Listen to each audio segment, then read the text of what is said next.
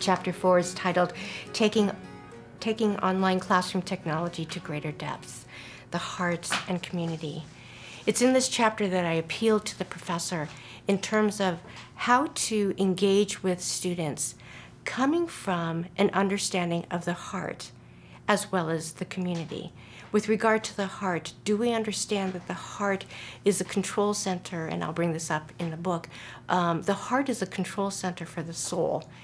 And if we can reach the level of the heart, then you have the greatest capacity for change and transformation. The heart is the control center for the soul. And oftentimes the word soul gets misunderstood. Oftentimes when we refer to the word soul, it refers to the immaterial part of us. But biblically, the soul is body and spirit. And that plays an important role in our understanding in learning. If the soul is body and spirit, then as a professor, I'm going to think about how my teaching will affect the soul. In that, how will it affect the heart, the control center for the soul? How can my teaching affect one's spirit? And how can actions, behaviors of the students affect their own heart?